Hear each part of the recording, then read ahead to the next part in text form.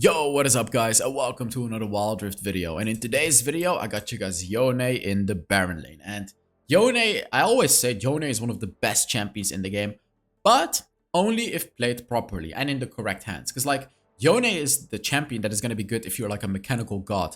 Lucky for you guys, I got a mechanical god playing Yone in today's video. It's Lonely Kid, the Akali player, remember? The Renekton video. And now we got Yone as well. So in the beginning part of the video, I'm going to explain to you guys how to build Yone. There's timestamps in the description to just skip to the gameplay immediately. So just saying right now, you only really want to build 2 crit items on Yone, even though they did the change where if you overcap your crit, I believe you get like lifesteal or something weird. It's just not worth it. It's not efficient. You still always want to stick to 2 crit items. And 9 out of 10 times is going to be a Solari Charge Blade and an Infinity Edge. These are just always good to go as your 2 crit items, basically.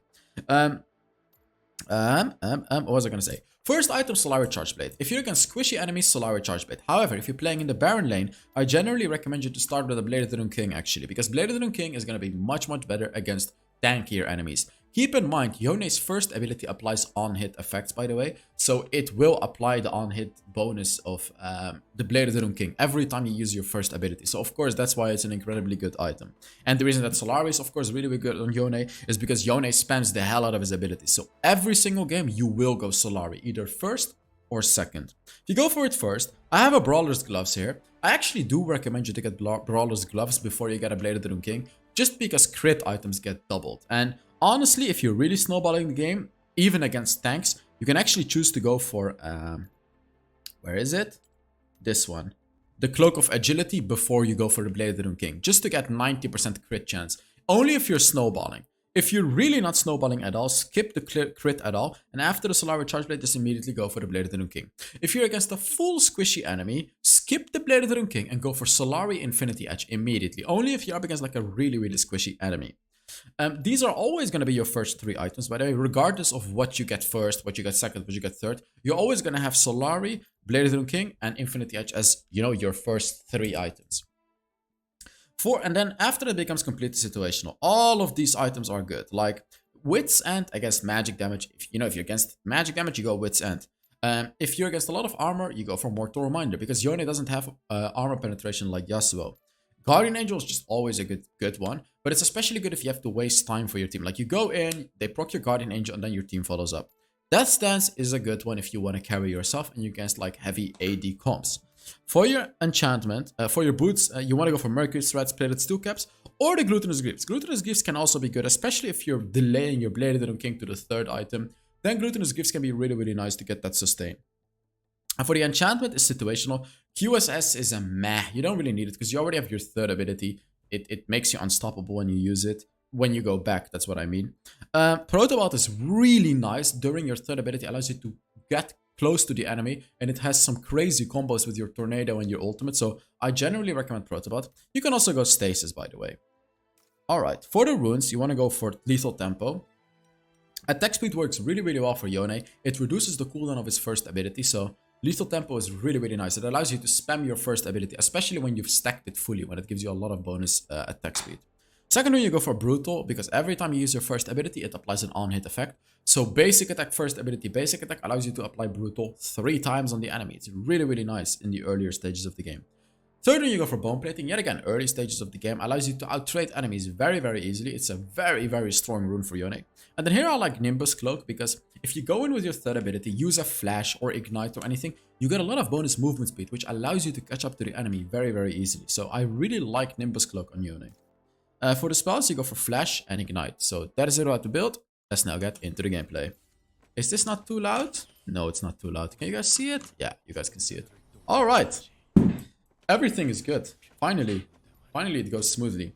So let's take a look at how Lonely Kid plays Yone. And he starts off with attack speed. I'm gonna assume that he goes for Blade of the Rune King since he's up against a Scion. Like, I am really expecting him to go for Blade of the Rune King.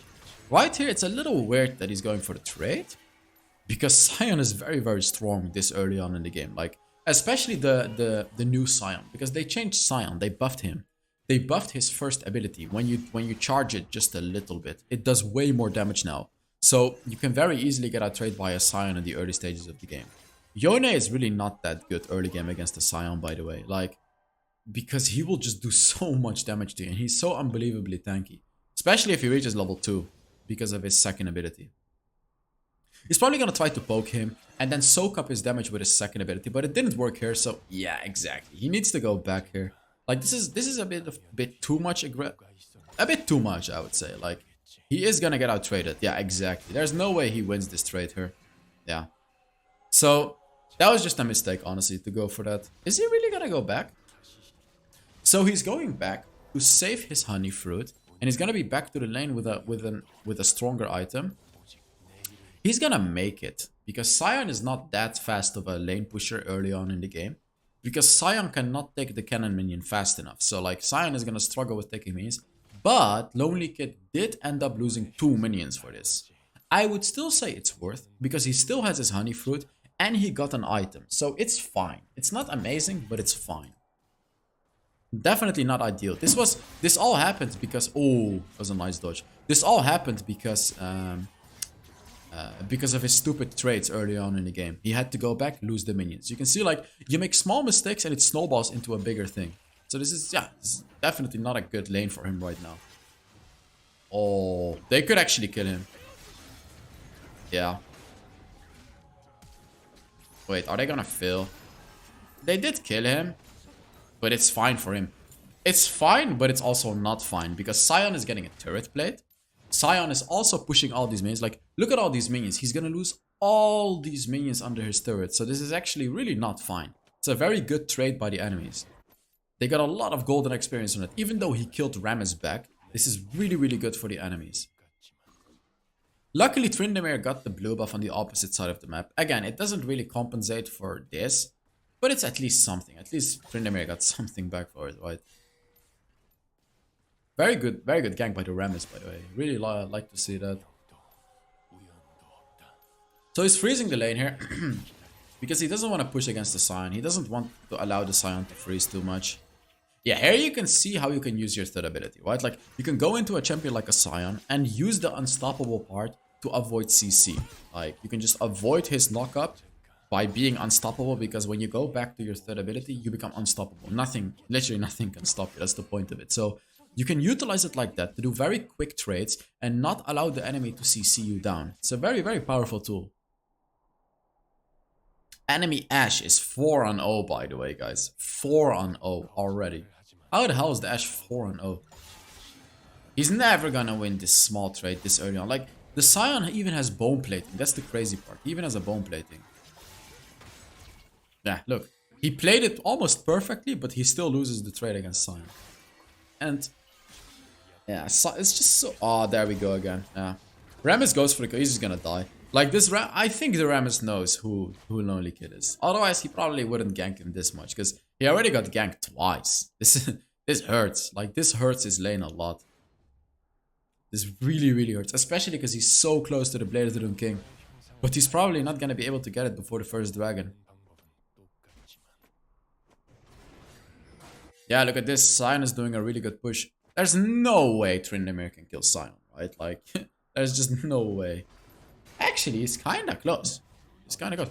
Oh, is he gonna get baited into the small... Yes, he is. I knew it. He got baited into taking the small minion. You see that? That's hilarious. Oh, sorry. Into taking the cannon minion. It's hilarious. He really wanted the cannon minion and he died for it. Lonely Kid capitalized beautifully on that. Now, if I were him, I would only push one turret plate and then go back. Because Yone is a very slow pusher. Let's see what he does. Yeah, okay, exactly. He does exactly as I would have done too. Push one turret plate, go back, get the Blade of the Doom King, and go help at the dragon. That's what I would do. Let's see what he does.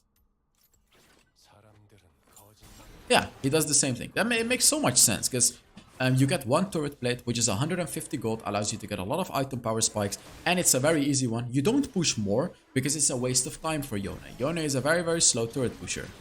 Now, Ashe is a very important kill, because it's a big shutdown, and he got it as well. That's very nice. He got that kill too. Oh, perfect. Triple kill, baby. He is probably gonna give a whole turret for this to Scion, but it's fine, because he's gonna be able to push the mid lane turret and just do pressure by himself. Like, it's okay if his turret gets pushed. It seems like he actually does want to defend it, even though it's too late. I would say it's probably better to just push mid lane here and help his team secure the dragon, but let's see what happens. Look at how tanky this champion is, it's hilarious. Maybe? Yeah, he's gonna kill him, isn't he? Oh! Oh, that dodge. Oh, that was a good dodge. Oh my god. Oi, oi, oi, that was disgusting, man. That flash. Sion didn't see that one coming, huh? He did take the risk though, because his team did barely get the dragon. But it paid off, because he killed the Sion. And now he's gonna get like one more turret plate and push the wave and just be in a very, very comfortable position in this game. He has 3,000 gold right now, even though he was so behind that early on. Was for one more turret plate? Ah! He didn't get a turret plate? Oh, there we go. Now he got it. I love how he knows. Like, he knows when the minions are gonna get the whole turret plate. Oh, he's probably dead. Yeah, he's dead. Look at them just waiting. It's hilarious. They were just waiting for his death. It was inevitable. He has to go back at some point. He goes for Divine Sunderer. Actually, makes sense this game. I didn't talk about it during the build part, but it makes sense this game. And it actually does make sense, because you're constantly proccing the Divine Sunderer. If you're against a very, very tanky enemy like this, you know, Rammus, Thresh, Sion, Divine Sunderer is the best item to go for, like, as your third, fourth, fifth item. Makes a lot of sense against this tanky enemy, yeah? I've never tried it, honestly, but it makes sense. Look at that Sion damage, though. Jesus. Wait, no way he kills him, right? Actually, it does just kill him. That was a beautiful ult by Sion to dodge his ultimate, but Sion just runs. he dodged the ability, but he dodged the ultimate from Yone, but he just ran into the turret and killed himself. Oh my god. Is he gonna be able to win the one against Rammus? He's very strong. Look at how he's distancing himself really well, by the way. Like, that's another thing that he's doing.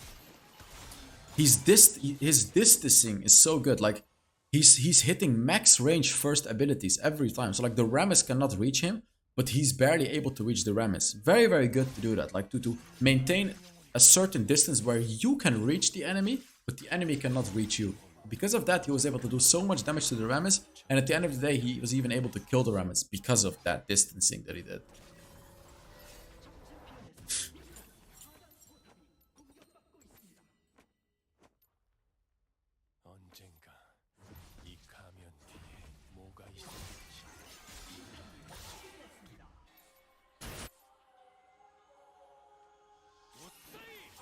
Let's see. I'm expecting him to, like, rotate to mid lane at some point. Maybe push out this wave, rotate to mid lane, try to get a mid lane tower, or do like a crazy turret dive. That's what I think he's gonna do. Let's see what he actually does. Okay, so he does rotate to mid lane.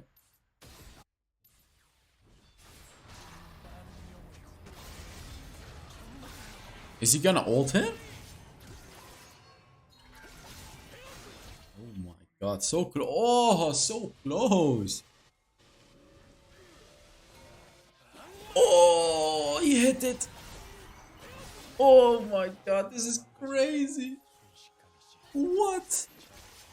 How did he hit that? He just hit a Rammus that was moving on full speed.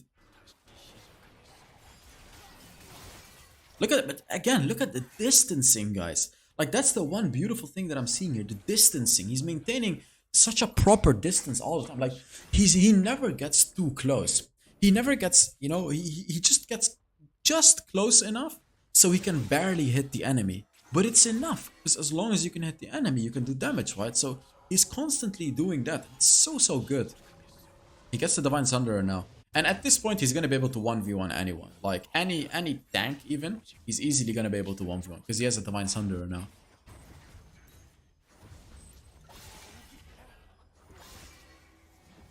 I don't think Sion can escape this. Maybe with his ultimate.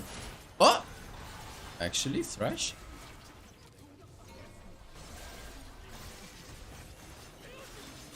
Oh my god. Okay, I was just gonna say, there's no way. Ow. Oh, that Ashe build is disgusting, by the way. The Blair Didn't King Runan's Hurricane build. Woo. Really, really disgusting. Late game, that build is gonna be so crazy. Just the damage, the slows, and everything that it does. Oh, Ezreal at the flash there. The next dragon spawned as well. It's kind of important because they already have the first dragon. If they take this dragon as well, they're gonna have a massive advantage. Not only that, by the way, when you take 2 dragons, you actually put a lot of pressure on the enemy at the 3rd dragon. Because the enemies have to try to take the 3rd dragon, right? And if they do that, you know, you can take turrets on the opposite side. You can take Baron. You know, you can do a lot of things because they have to. And you don't have to. You don't have to take that 3rd dragon if you have 2 already. You know what I mean?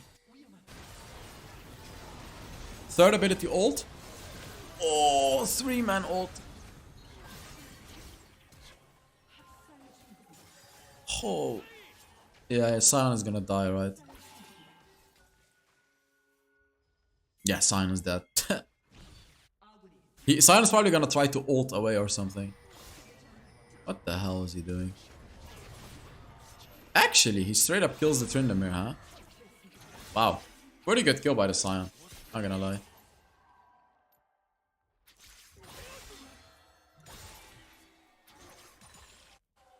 So he has 2 choices here. Take their jungle or try to push bot lane.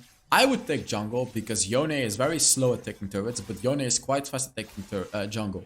And that's exactly what he does as well. It makes much more sense as a Yone to steal away enemy jungles than to try to split push. Like, keep in mind, Yone and Yasuo are one of the slowest pushers in the game. Literally one of the slowest pushers in the game. So if you can take jungle, it's generally going to be much, much better. Oh, no way. No way. He just hits that 3-man ultimate like it's nothing. What the hell, man? What is this guy? I mean, that's worth it. He took their jungle and he got 2 kills, so it's fine. It's totally worth it.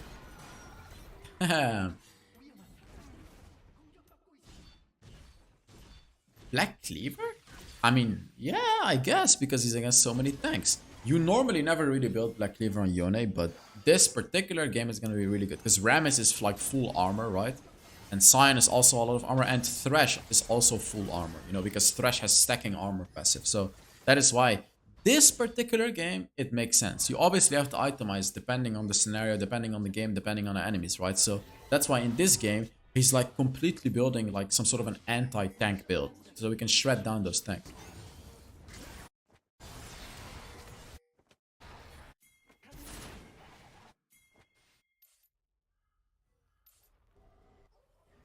He should be able to destroy that Thresh, by the way. He got stunned, but it doesn't matter. Look at this. Just look at this. Like, at this point, he's so unbelievably powerful against those tanks. I could just flash indeed. And they just surrender. I mean, that's all they could do right now. What a crazy game. He got destroyed in his lane by the Rammus. Then he just makes a comeback like this. Wow. Please let me know what you think about this video in the comments, by the way. Let's take a look at how much damage he did and everything like that. Grandmaster.